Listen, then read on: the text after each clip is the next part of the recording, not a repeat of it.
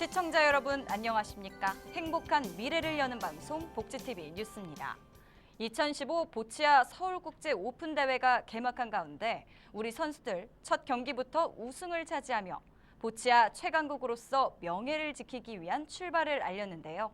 대회 소식 정두리 기자가 전합니다.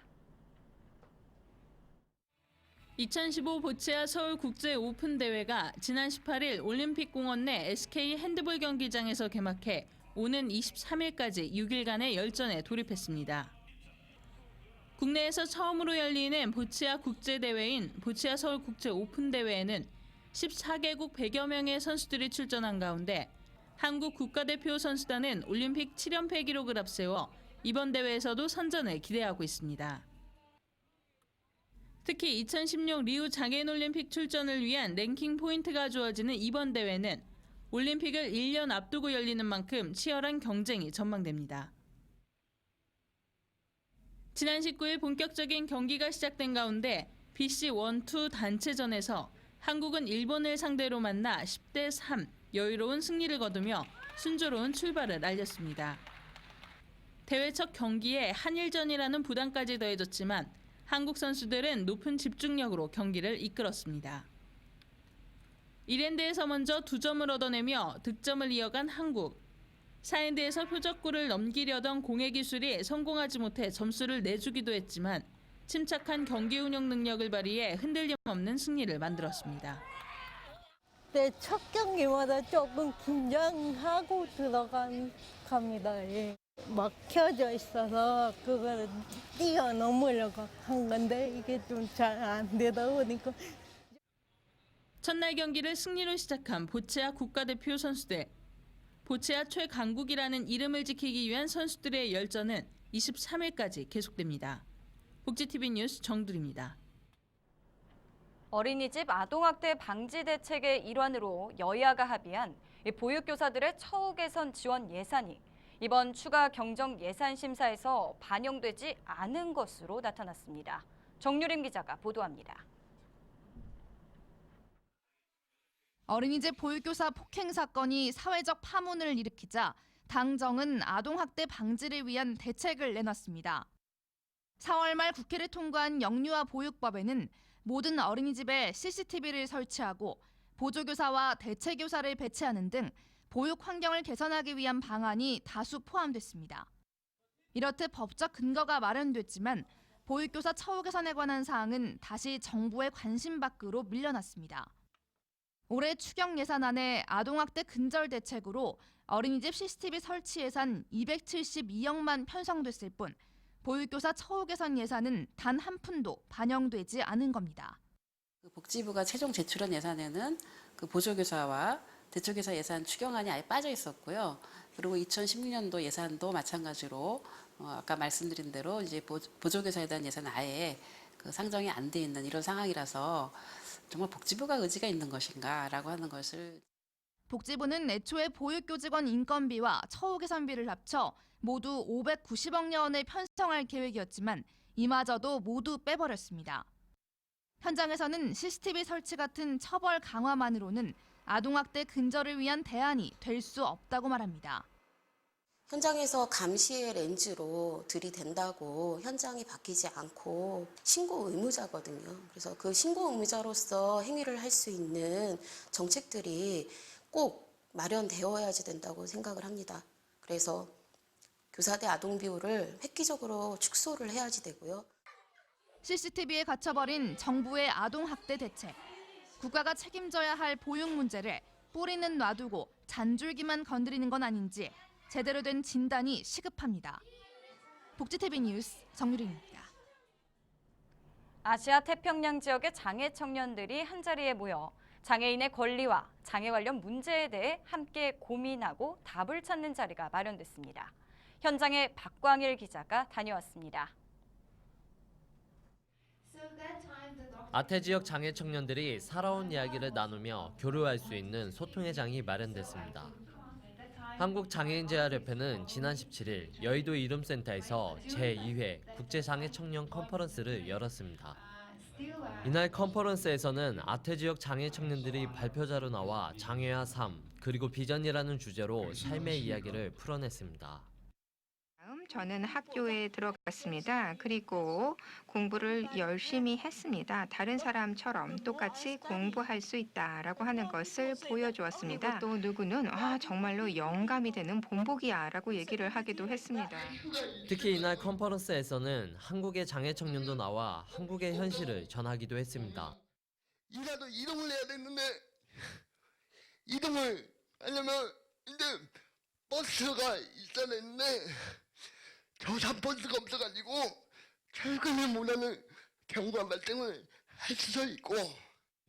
이번 컨퍼런스는 해외 연수 프로그램인 장애 청년 드림팀의 한국 연수팀으로 뽑힌 베트남과 인도 등 10개의 개발도상국 장애 청년들이 오는 25일까지 참여하는 한국 연수 프로그램의 일환으로 진행된 것입니다. 한편 한국 연수팀은 연수 기간 중 보건복지부와 한국장애인고용공단, 장애인 차별금지 추진연대 등 정부 기관과 장애계 단체를 방문할 예정입니다. 복지TV 뉴스 박광일입니다. 서울시 장애인복지관 협회장 취임식이 열렸습니다. 신임 조석영 회장은 소통하는 협회가 되겠다는 각오를 밝혔습니다. 김지환 기자입니다. 지난 1일 서울시 장애인 복지관 협회를 이끌어갈 제9대 협회 회장으로 조석영 강북장애인 복지관 관장이 선출됐습니다. 이에 협회는 지난 17일 서울시 사회복지협의회 강당에서 조석영 회장의 취임을 기념하고 장순욱 전 협회 회장의 노고를 치하하기 위한 이취임식을 가졌습니다. 이날 제9대 서울시 장애인 복지관 협회 회장으로 취임한 조석영 회장은 협회장 취임에 대한 감사의 말과 함께 앞으로의 각오를 밝혔습니다. 장애인 복지가 많이 격변하고 있습니다. 격변하고 있는데 이 부분을 어느 한 분야에서 해결하기는 상당히 어렵다고 생각이 듭니다. 그래서 제가 선거 공약에서도 이야기했지만 이제는 교류하면서 연대하면서 풀어나가야 된다. 더불어 조 회장은 서울시 내 장애인 복지관의 교류 증대와 협력 강화 등을 통해 장애인 복지를 확대할 것이라고 밝혔습니다. 한편 지난 1일부로 협회 회장직을 떠난 장순욱 전 협회 회장은 그동안 자신을 믿고 따라준 모두에게 감사하며 조 회장에 대한 무한한 지지와 신뢰를 부탁했습니다. 복지TV 뉴스 김지환입니다. 박근혜 대통령이 국가인권위원장에 이성호 서울중앙지방법원장을 내정했습니다. 이성호 국가인권위원장 내정자는 충북 영동 출신으로 서울대 법학과를 졸업하고 사법고시 22회에 합격한 뒤 대법원 재판연구관과 서울 남부지방법원장 등을 역임했습니다. 청와대는 이 내정자에 대해 약 30년 동안 판사로 재직하면서 인권을 보장하고 법과 정의, 원칙에 충실한 다수의 판결을 선도했고 합리적 성품과 업무 능력으로 신망이 높다며 인권 보장에 관한 확고한 신념과 탁월한 리더십을 바탕으로 인권위를 이끌 적임자라고 설명했습니다. 한편 현병철 현 국가인권위원장은 다음 달 12일 임기가 만료됩니다. 서울시와 서울시설공단, 카이스트가 5년간 3억 2천만 건의 장애인 콜택시 운영 빅데이터를 활용해 대기 시간을 줄이는 자동 배차 시스템을 개발했습니다. 기존에는 상담원이 직접 장애인 콜택시를 배차했지만 이제는 상담원이 신청을 받되 신청자에게 맞는 차량 유무, 접수와 대기 순서, 인접거리 내 가까운 차량을 종합적으로 분석해 자동으로 차량을 배치합니다. 앞서 서울시설공단은 1개월간 시스템을 시범 운영한 결과 이번 자동 배차를 통한 대기 시간은 상담원의 수동 배차보다 3분가량 단축됐다고 밝혔습니다. 공단은 또 서울시 전역을 100m 반경 2만 4천여 개 영역으로 나누고 요일별, 시간별, 거리별로 데이터 모형을 구축해 오는 9월부터는 전화와 스마트폰에서 대기 시간 안내 서비스도 제공합니다. 앞으로는 학원과 차주가 공동 소유한 자가용도 어린이 통학 차량으로 활용할 수 있습니다. 국토교통부는 여객 자동차 운수사업법 시행규칙 일부 개정안을 20일 공포하고 시행했습니다. 그동안 어린이 통학 차량은 시설 또는 시설장이 직접 소유한 차량만이 허가받을 수 있어 영세한 학원 등의 경우 차량 교체에 따른 비용 부담이 크다는 지적이 많았습니다. 하지만 개정안에 따라 자동차 등록 원부에 시설과 기존 차주가 공동으로 이름을 등재한 공동 소유 차량도 어린이 통학 차량으로 허가를 받을 수 있으며 차량 제한도 현재 9년에서 교통안전공단의 안전검사 승인을 받은 경우 2년까지 연장할 수 있습니다. 한국장애인 고용안정협회가 장애인 인식 개선과 장애 청년 취업 지원을 위한 토크 콘서트를 열었습니다. 박정인 기자입니다.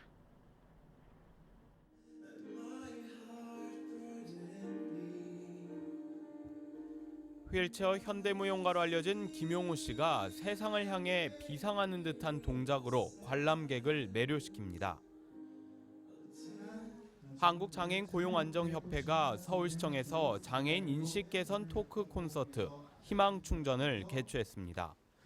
콘서트에서는 휠체어 무용가 김용수 씨와 서원선 박사, 김희아 작가가 참여해 장애 청년들의 취업을 위한 직업 생활을 그려볼 수 있는 강연으로 진행됐습니다. 장애인들에 대한 인식을 개선도 하고요. 그다음에 장애 청년들이 이제 취업을 하려는 데 있어서 자신의 이제 미래에 어떤 직업을 갖고 어떤 직업 생활을 하는지 그런 것들을 좀 그려볼 수 있는 시간을 마련하기 위해서 준비한 자리입니다.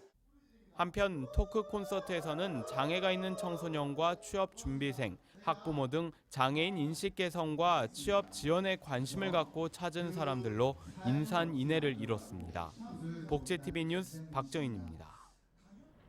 청소년들을 신체적으로, 정신적으로 멍들게 하는 폭력 사건들이 끊이지 않고 있습니다. 가장 좋은 해결 방법은 미리 예방하는 것일 텐데요. 청소년 폭력 예방 캠페인이 열렸습니다. 김소영 기자입니다.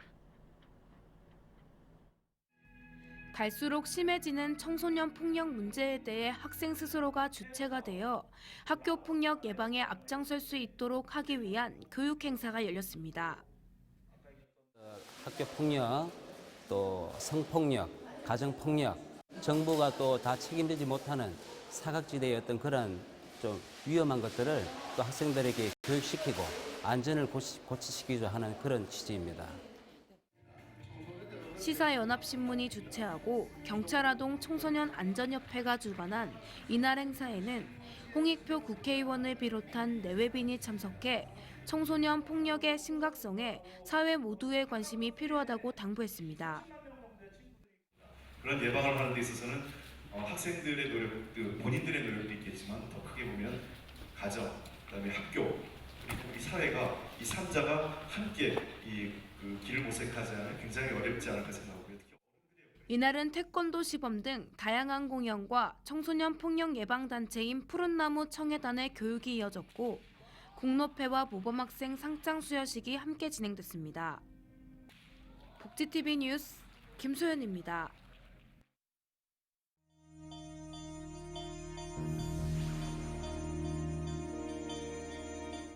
이어서 간추린 뉴스를 전해드립니다.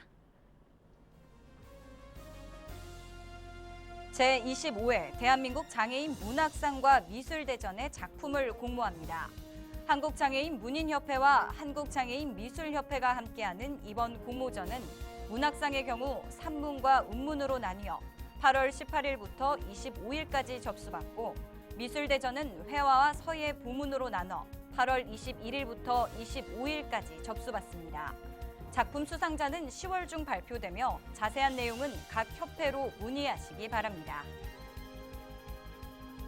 장애인 수영 국가대표 조기성 선수가 영국 글래스고에서 펼쳐진 2015 IPC 세계 수영 선수권 대회에서 2관왕을 차지했습니다.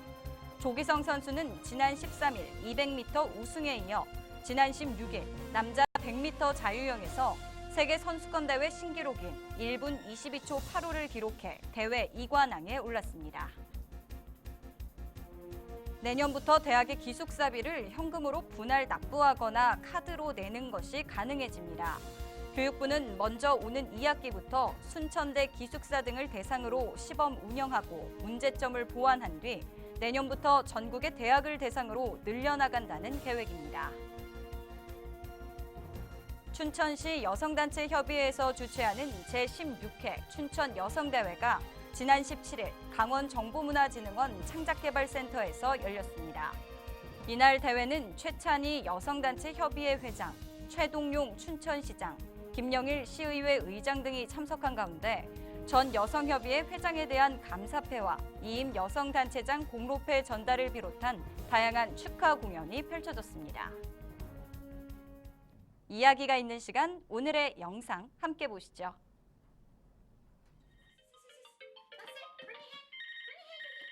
전화벨이 울리면 달려가 전화기를 가져다주고 세탁기에 세탁물도 집어넣어주고 냉장고 문도 열어주고 옷 갈아입고 신발 벗는 것까지 도와줍니다. 도우미 역할을 해주는 강아지의 이름은 그리핀입니다. 난치성 질환으로 인해 거동이 불편한 주인에게 그리핀이 없었다면 어땠을까요? 2015 보치아 서울국제 오픈대회의 열띤 경기 현장, 여러분들 궁금하시죠? 인터넷 장애인 신문인 웰페어 뉴스 홈페이지를 방문하시면 보치아 서울국제 오픈대회 경기를 생중계로 만나보실 수 있습니다. 이 뜨거운 감동과 환희를 함께 느껴보시죠. 행복한 미래를 여는 방송 복지TV 뉴스를 마칩니다. 고맙습니다.